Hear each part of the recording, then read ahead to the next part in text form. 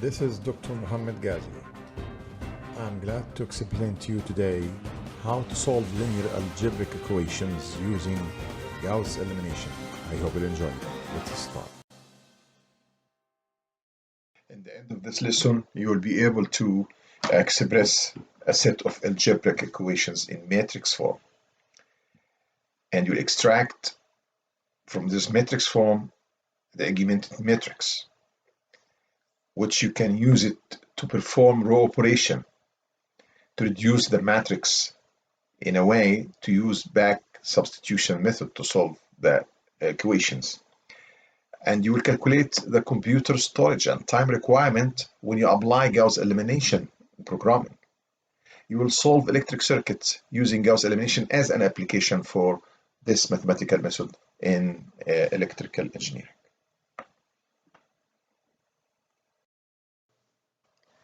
Okay, let's have a look at simple equations. We have three equations of three unknown, x1, x2, x3. When you have a close look at this equation, you'll find that the last equation is the simplest one because one variable in one equation that's easy to solve. So to solve this one, just divide the last equation by 2, so we'll get x3 equal 3 by 2 equal 1.5. And once you get this variable known, you go to the other equation, the top of it. Why? Because it has two variables, x2, x3, and now x3 is known. We have solved the last equation for x3. So now we can use the value for x3 and substitute in this equation to find x2. The same thing for the equation in the top. You will use the values that you got for x2 and x3 to substitute in the equation to find x1. And that's why they call it back substitution, because you get the value of one variable and you go for other equation to substitute and get the unknown variables. Okay, let's elaborate a little bit on the problem that we solved in the previous slide.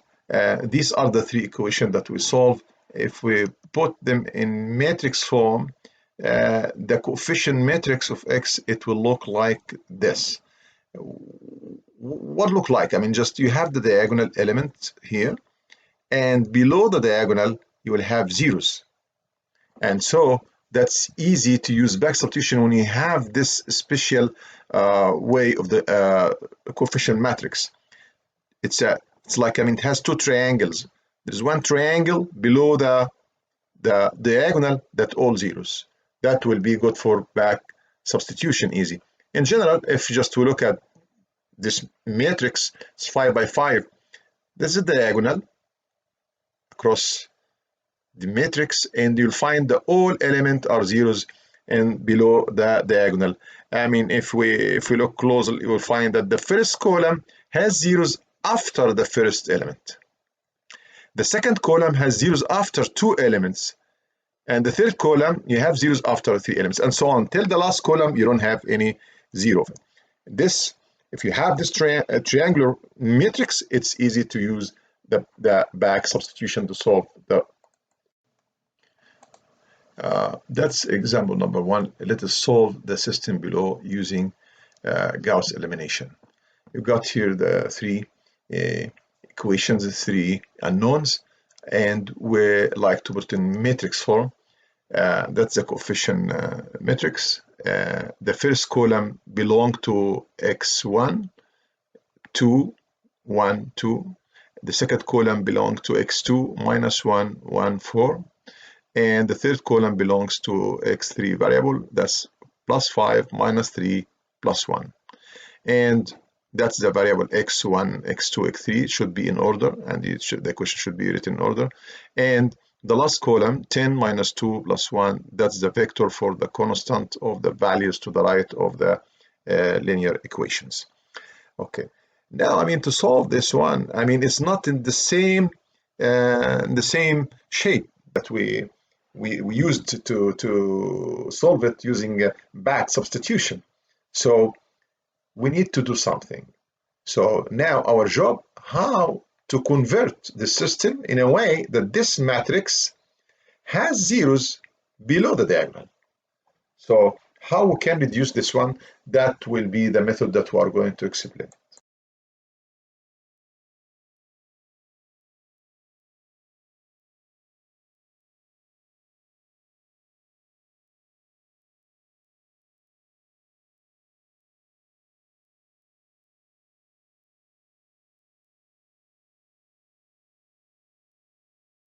So the method used to solve the algebraic equation if the elements below the diagonal are not all zero, we call it Gaussian elimination method.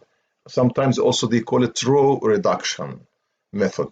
And just it's a way, it's algorithm trying to reduce the matrix to be in a form that back substitution can be used. And the reason behind Gaussian elimination name, it was named after Carl Friedrich Gauss. He's a German mathematician and physicist who made significant contributions to many fields in mathematics and science. Okay, to apply Gauss elimination, there are three basic steps. First, you are given a set of algebraic equation, you express it in matrix form, then you form the augmented matrix from this equation. And we are going to have one example to show you how we get this one. Secondly, using this augmented matrix, you perform row operation to reduce the matrix to the form that we needed, this triangular form. And there are three basic operation, row operation that you can perform: scaling, replacement, swap. Once you get the row operations done, then you start to have back substitution process, as we explained, to find the values for the unknown x1, x2, x3, etc., etc. Okay, how do you find the augmented matrix? First, you look at the equations, you start to express these algebraic equations in matrix form, then you collect the coefficient in one matrix. How we do that? The augmented matrix has two parts, part to the left and part to the right. The part to the left corresponding to the coefficient of the variables. The first column corresponding to the coefficient of the first variable. 1, 2, 3, they are the coefficient of the variable x. The second column corresponding to the coefficient of the second variable. Third column corresponding to the third variable. And so on. If you have 4, 5, 6 variables, you'll have 4, 5, 6 columns. Then you draw a line, and then the values to the right of the equations you insert it here. So always the augmented matrix will be n by n plus 1. N is the number of the variables, and 1 is the value here to the right one of the hand side of the equation. That's called the augmented matrix. The first operation, row operation, we're going to explain scaling. What does it mean scaling? This is the original augmented matrix. If you can multiply any row, the first, the second, the third, any row, you can multiply it by any number not equal to 0. In this example, we are going to multiply the first row by -3. So 1 -3 is equal to -3, 2 times -3 is equal to -6, 3 times -3 is equal to -9, 6 times -3 is equal to -10. By the way, when you multiply, you don't multiply only this first part. No, you multiply the whole matrix, the whole row. The second operation is replacement, and it's a very important operation because we are going to use it most of the time with Gauss elimination. What does it mean, replacement? It means you are multiplying one row by one constant and adding to another row and putting the result in the row that you are going to add to. Example. Here in this augmented matrix, the original one, we like to multiply the first row by -2 and add it to second row and the result, put it in the second row. So when you put the result in the second row, it means that you keep the other rows the same, you don't change them. Even you multiply it by -2, but you just multiply it on the side. Let me show you now.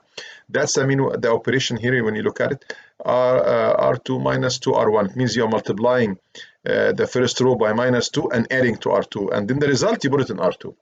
Now, when you multiply this by -2, 1 times -2 will be -2, -4, 3 will be -6, 6 will be -12. That's, I mean, -2 R1.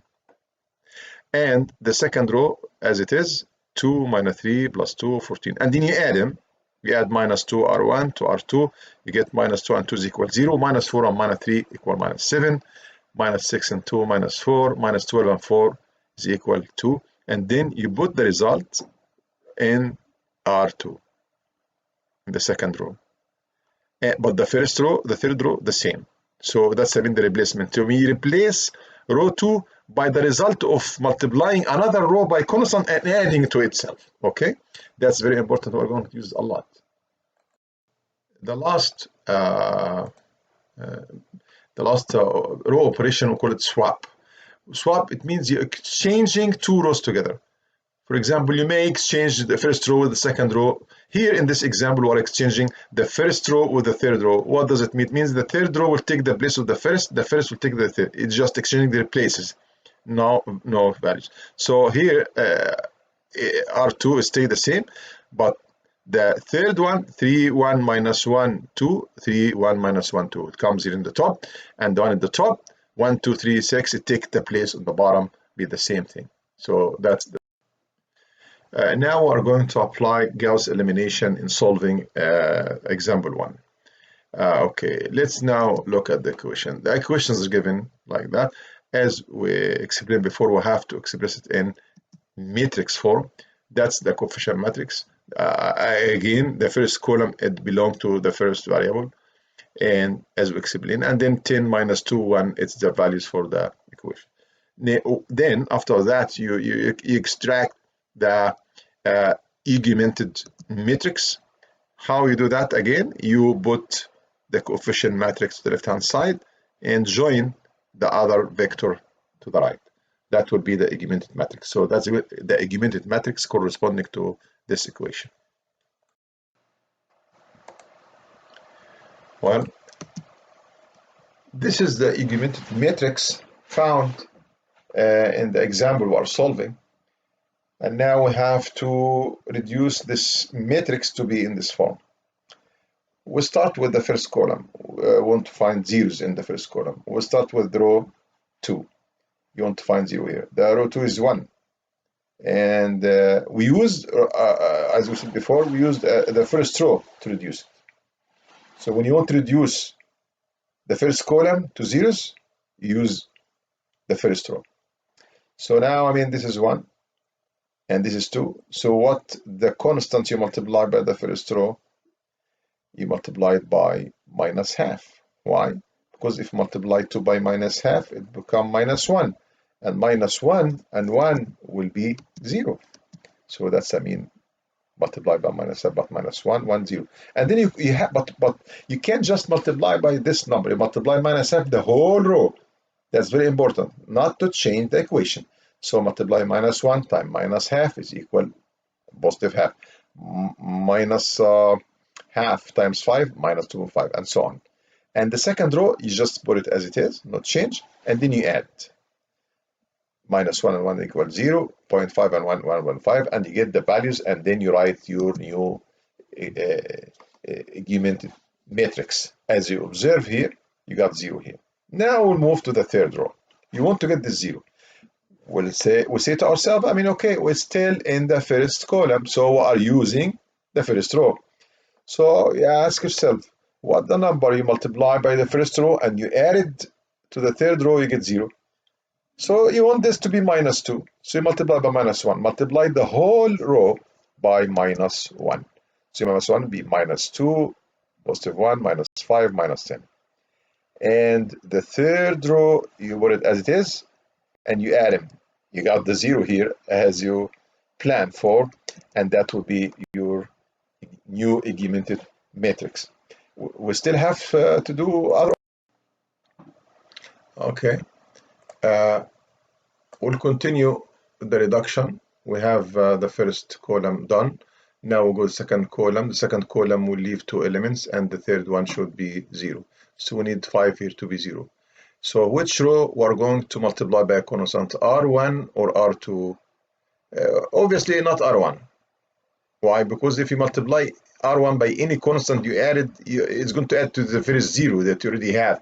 So you are going to lose it. So what you do, you multiply R2 by constant to get rid of 5. Because it has 0 here.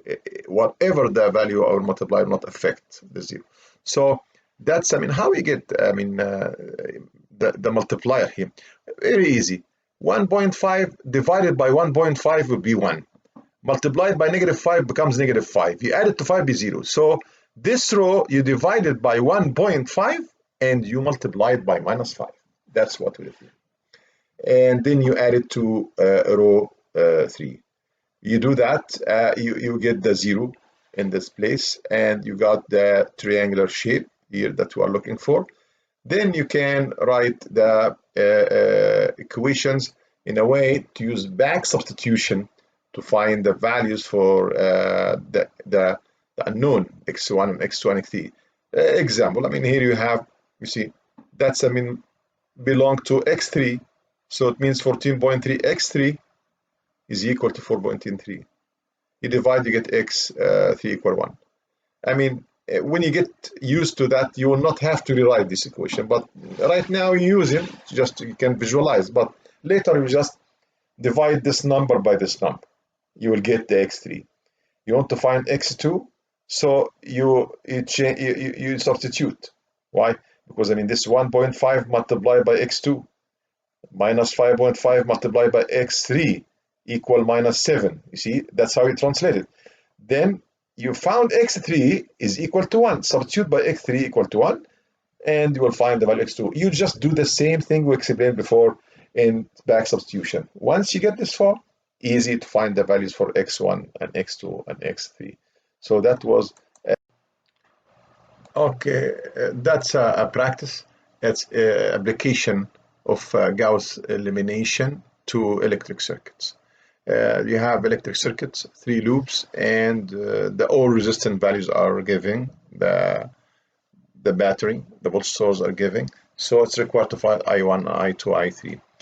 Of course, you learned before in electrical engineering courses how to write the equation of circuits. The equation of the circuit is given here, and I'll give you a handout to remind you how you get it, but I'll give you a chance how to find. Anyway, you don't have to bother about now. Let's say that you got the equations here, so just go ahead and take 5 minutes to solve these equations using Gauss elimination.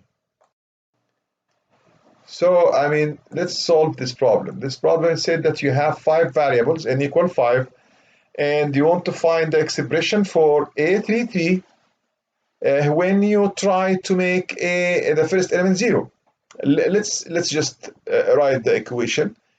It's saying that the first element of the third row, it means that you got to know to write the equation of the third row. It will be A31 x1, A32 x2, and so on. That's the equation of the third row. All right. And he asked for the value, the new value for A33 after the elimination of A31, after you make an A31 equal 0. So there are 2 important points. He wants to 0 the first element. It means it's the one element belong to the first column. So which row you are going to use? I'm going to use row 1. Okay. The second question, what's the number? You multiply the whole equation and you add it to the third equation to get 0 here. We explained that before. The easiest way is divide the equation by A11 and multiply it by negative A31, so you will get the same number.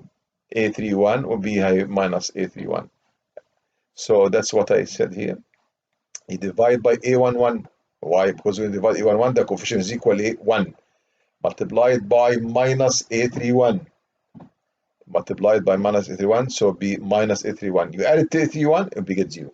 But of course, you multiply the whole equation. Multiply the whole row. The first row, you multiply it by this 1, minus A31 divided by A11. Okay, so it wants the new value for A33. The new value for A3. What is the new value for A33? Just substitute in this equation. R3, the element in row 3, which is A33. Substitute here. That's in the row 3. Okay. Minus A31 over A11 constant times R1. It means the element of R1. What's in the top of A33? A13. So you multiply A13 by minus A31 over A11. So when you and then you add it, you'll get the new value for A33. That's the solution for this problem. You gotta think about it, it's easy, but because it doesn't have numbers, sometimes. Now we are at important point. We want to calculate the computer storage requirements when you are solving equation using Gauss elimination. Okay, I put equations here in front of you to make it easy. You want to store the data for the matrix A, and store the data for Y vector. A matrix, it's n by n, so be n squared. So it needs storage equal to n squared. For example, if you have 5, so be 5 times 5, 25. So you have 25 elements in the matrix, so you need 25. So that's n squared for the storage. And for the Y vector, you got n.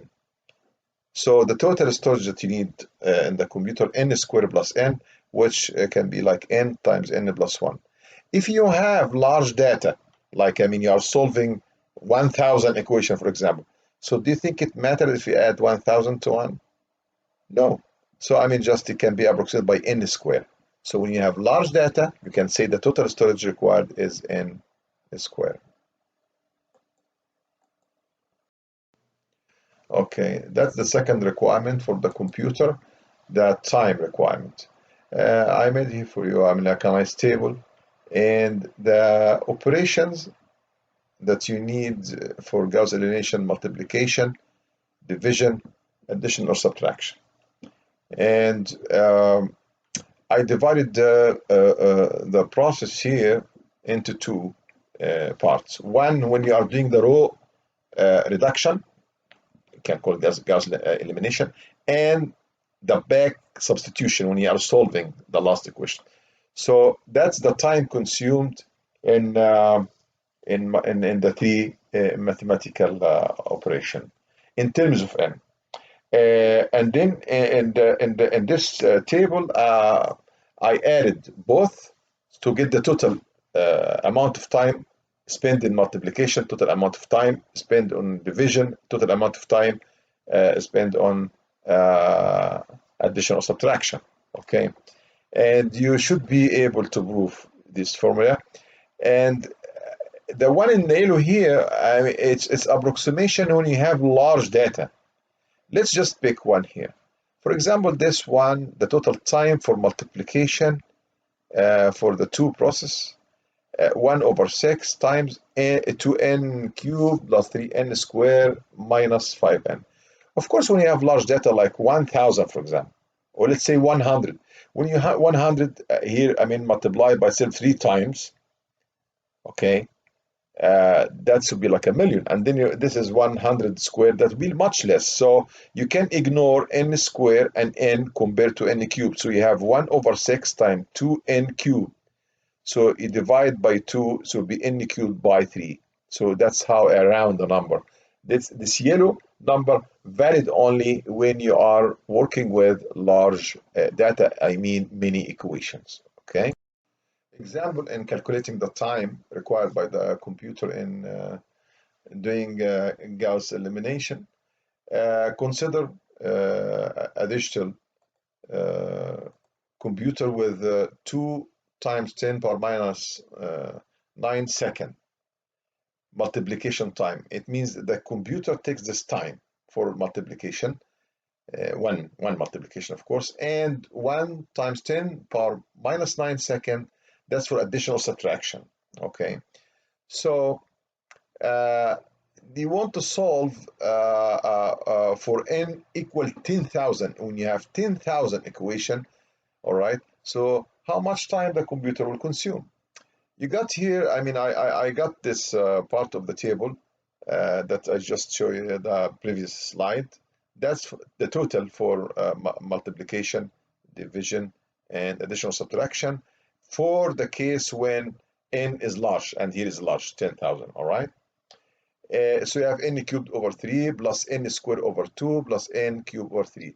You add all of them. But since you are adding the total time for the whole operation, you will have here again n squared. So when you have n squared, you can't ignore it, and you can have n cubed over 3, n cubed over 3, and you add them.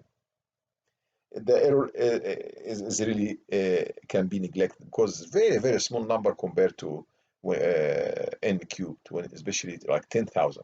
And that's we'll find 1/3 n cubed times the time for multiplication, and this one, the time for addition or subtraction, and then you add it and you get the time consumed for the computer to do the process. Okay, now that's the assignment. We have 4 problems, 2 in this slide and 2 in the next slide, plus the problem that I give it to you to solve electric circuit. So please try to do your best, and don't hesitate to ask me if you have any problem, and thank you for your paying attention, and have a good day.